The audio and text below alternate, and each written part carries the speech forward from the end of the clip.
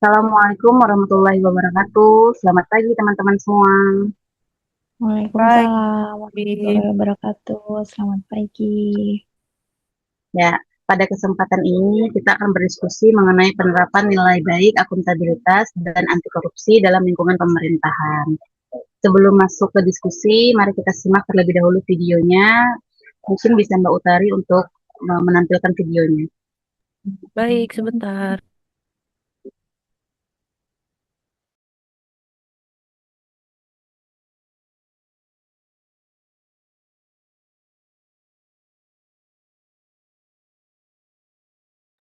Oke, izin teman-teman. Apakah sudah terlihat? Sudah ya? Sudah Mbak.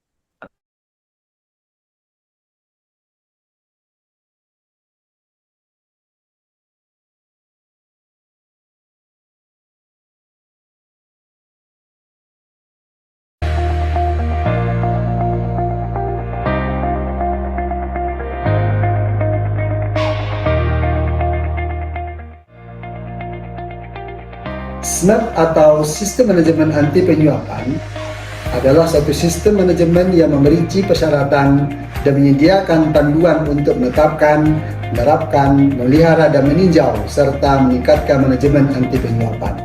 SMAP ini merupakan standar internasional disusun dalam ISO 37001 tahun 2016 Anti Bribery Management System. Kemudian standar ini diadopsi oleh Mahkamah Agung dan kemudian disesuaikan dengan konteks badan peradilan menjadi akreditasi SMAP.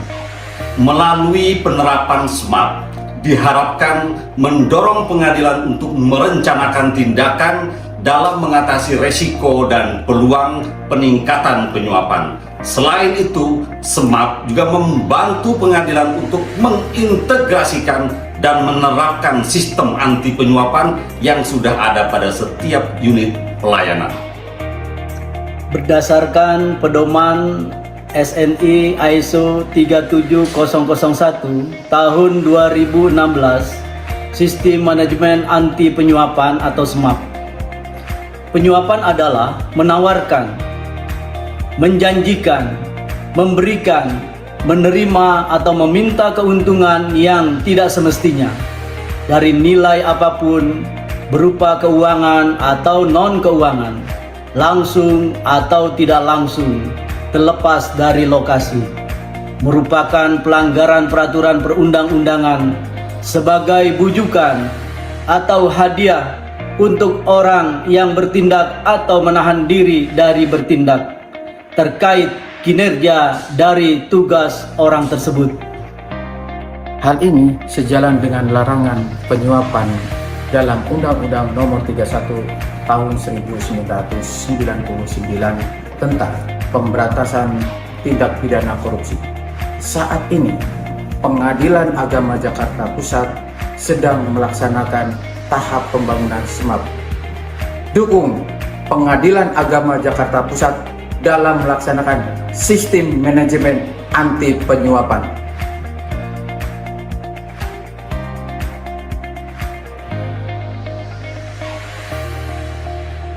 Siapa mereka? Agen perubahan. Korupsi, No. Integritas. Ya, oke teman-teman. Jadi itu tadi video mengenai penerapan sistem manajemen anti penyuapan atau SMAP yang sudah dilakukan di Pengadilan Agama Jakarta Pusat. Nah, jadi SMAP itu merupakan standar yang disusun dalam ISO 37001 yang sudah diadopsi di Mahkamah Agung atau kementerian lembaga lain. Untuk di Kemensos sendiri, aku belum pernah dengar sih, maksudnya kita udah menerapkan sistem ini gitu. Nah, jadi menurut teman-teman, apakah ISO 37001 ini benar-benar dibutuhkan di kementerian kita atau untuk memperkuat akuntabilitas atau hanya formalitas tambahan aja gitu? Gimana menurut teman-teman semua? Ya, Mbak Tami mau menanggapi ya. Jadi kalau menurut saya sih ya, dengan pengetahuan saya yang minim terkait dengan ISO 37001, menurut saya bagus gitu. Karena ISO 37001 itu sebenarnya memberikan struktur pencegahan penyuapan yang jelas. Jadi dia memberikan sistem gitu. Di dalam situ ada risk assessment, kontrol internal, kemudian sampai ada auditnya. Nah, kalau tanpa sistem seperti ini, menurut saya sih akuntabilitas itu akan sulit diukur secara objektif. Oke, izin menanggapi juga. Eh, jadi terkait dengan ISO 37001 ini, tadi memang ada beberapa kementerian yang memang sudah menerapkan terkait dengan penerapan ISO 37001 ini. Tapi saya justru lebih melihatnya yang menjadi permasalahan yang mungkin perlu diperhatikan juga yang sangat penting, yaitu terkait dengan implementasi. Beberapa kementerian memang sudah menerapkan dan sudah memiliki sertifikasi ini. Tetapi apakah itu secara langsungnya terkait dengan implementasi atau pengaplikasiannya itu sudah memang terjadi dan sudah memang menjadi perubahan di instansi tersebut? Karena takutnya ini hanya aturan atau sistem yang memang ada di atas kertas saja. SOP-nya memang lengkap, lalu auditnya sudah berjalan. Tetapi terkait dengan budaya kerjanya nih, apakah sudah ada perubahan atau belum? Atau itu sistemnya hanya formalitas administratifnya aja, bukan menjadi sebuah alat pencegahan yang benar-benar dilaksanakan, benar-benar nyata, dan dari masing-masing individu sudah menyadari terkait dengan nilai-nilai akuntabel pada diri mereka sendiri atau belum. Karena ini juga bisa menjadi hal-hal yang lain yang perlu diperhatikan lagi.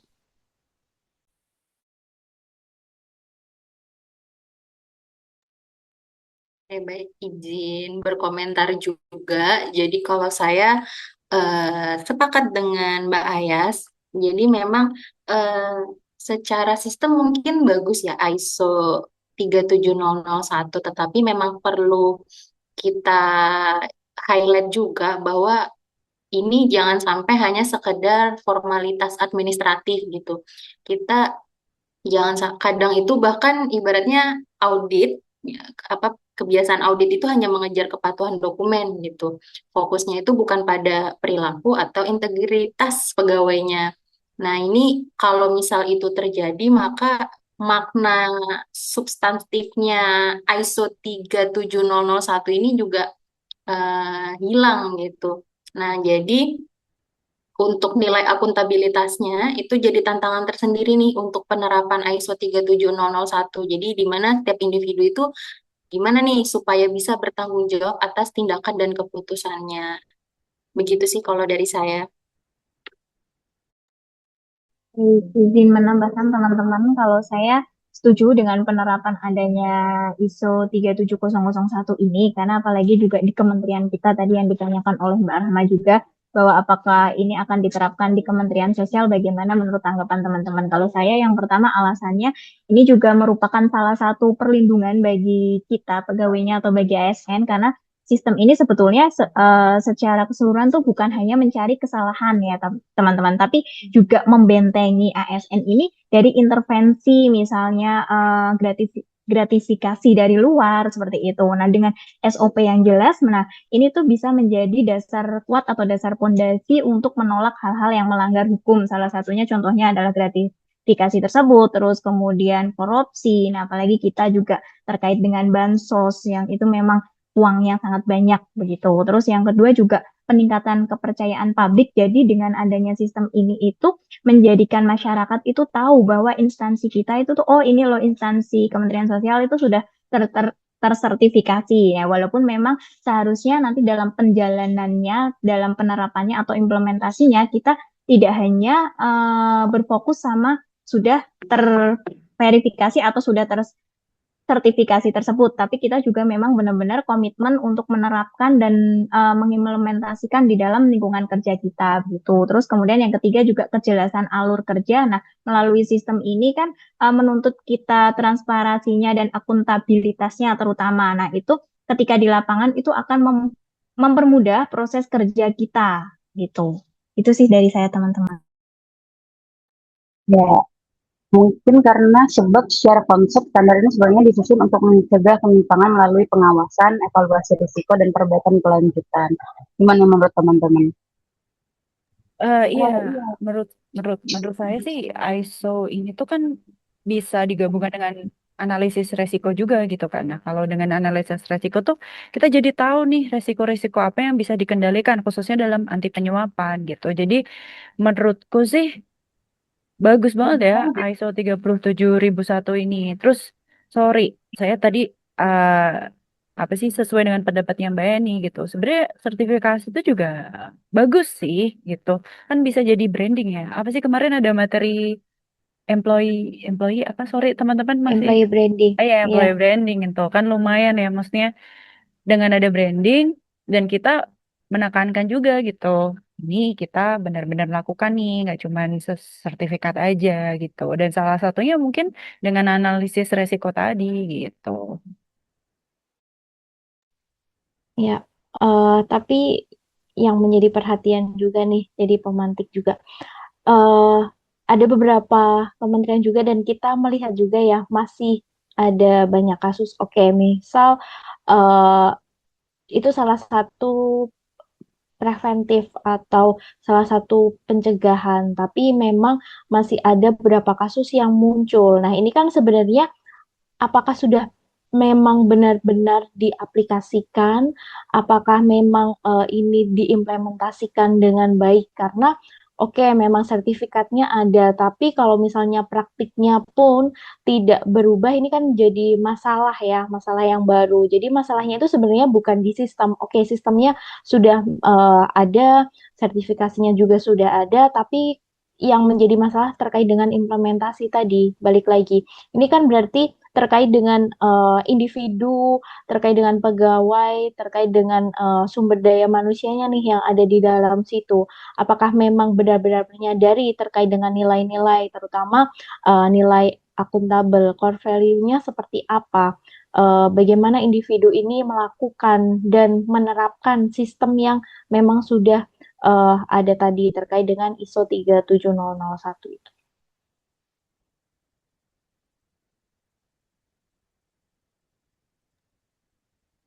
Oke, baik.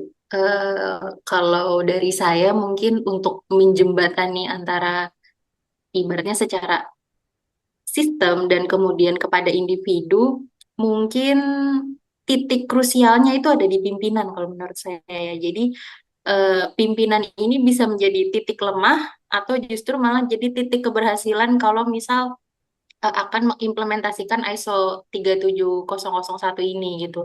Karena kalau misal memang apa ibaratnya pimpinan itu tidak menjalankan gitu ya, meskipun sudah misal kalau contoh di sentra ya, misal sentra disuruh menjalankan ISO, kemudian tapi kepala sentranya ya udah eh, nggak terlalu mementingkan gitu, meskipun kementerian pusatnya memerintahkan ya bisa jadi tidak Kayak terjadi itu. formalitas aja gitu ya, Mbak. Betul, ya, tapi ketika pimpinan atau kepala sentranya benar-benar menjalankan, misal di situ ada mitigasi-mitigasi atau ada sanksi atau pencegahan benar-benar dilakukan, ya sistem ini bisa jadi bagus dan berjalan dengan baik gitu. Jadi kalau menurut saya memang sangat bergantung pada bagaimana leadership pimpinan sih, begitu. Itu juga jadi faktor penting sepertinya. Iya, saya sependapat sih sama Mbak Ayas dan Mbak Nisa dan teman-teman semua. Karena komitmen dari pimpinan itu merupakan faktor yang sangat menentukan ya. Tanpa dukungan pimpinan, tanpa keteladanan, dan tanpa keberanian pimpinan menindak pelanggaran, ISO 37001 ini memang hanya berisiko hanya menjadi dokumentasi belaka gitu. Namun apabila pimpinan kita benar-benar berkomitmen dan seluruh pegawai dilibatkan dan menerapkan, sistem ini dapat menjadi alat pengendalian yang kuat dalam membangun organisasi yang lebih transparan dan bertanggung jawab sesuai dengan core value ASN yaitu akuntabel gitu.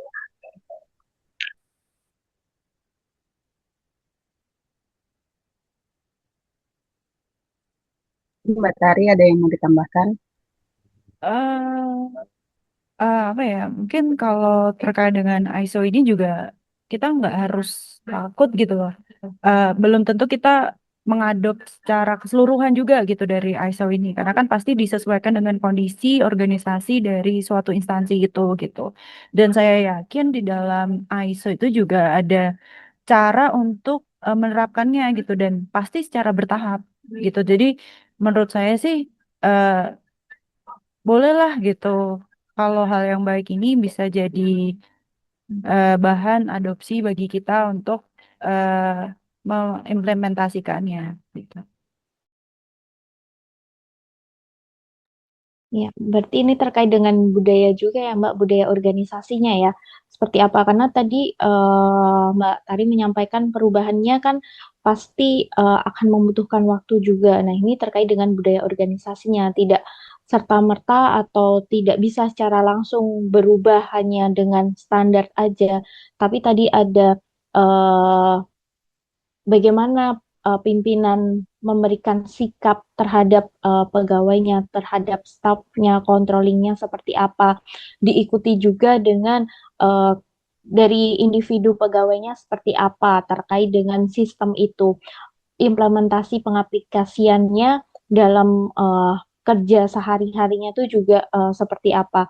Jadi perlu waktu juga dan memang harus diakui ada konsistensinya. Bagaimana nanti ketika ada hal yang memang tidak sesuai dengan sistem, lalu konsekuensinya seperti apa, ini juga perlu ditekankan lagi untuk tadi bisa menerapkan ISO 37001 tadi. Dan biayanya juga nggak kecil ya Mbak Ayas ya. Jadi untuk pelatihannya, kemudian auditnya itu sepertinya juga butuh biaya yang banyak ya. Dan kalau misal ternyata hanya untuk formalitas kan jadinya berpotensi kehilangan efisiensi sebenarnya. Gitu. Betul sih, Terus, cuman ya Iya, benar. harapannya Memang ya silakan Mbak Eli, sorry.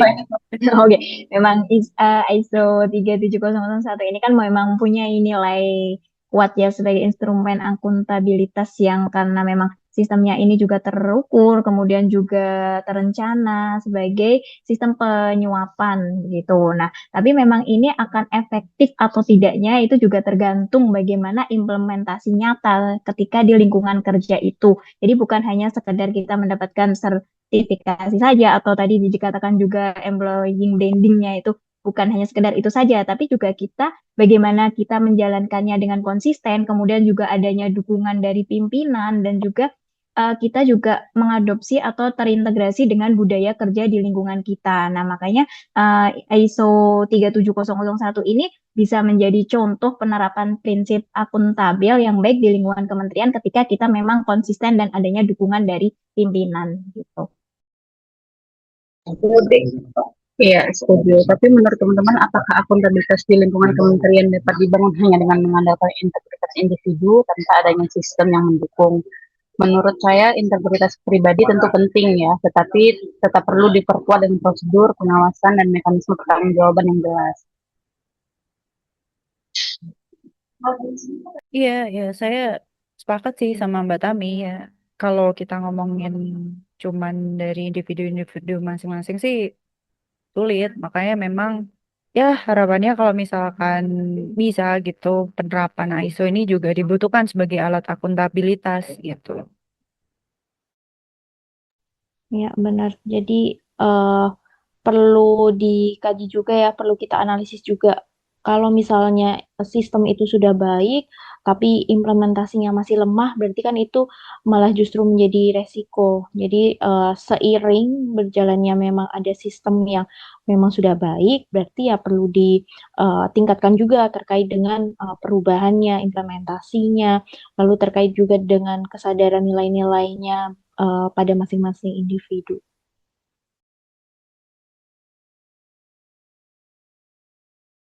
Ada lagi yang mau ditambahin teman-teman?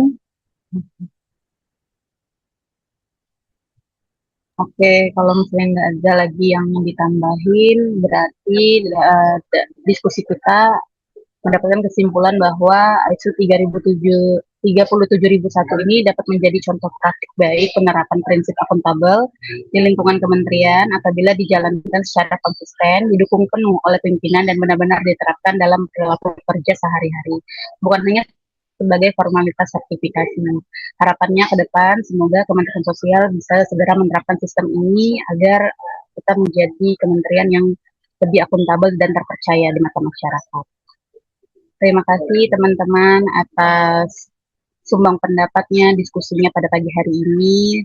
Wassalamualaikum warahmatullahi wabarakatuh. Waalaikumsalam warahmatullahi Waalaikumsalam wabarakatuh. warahmatullahi Terima kasih wabarakatuh. banyak kawan-kawan.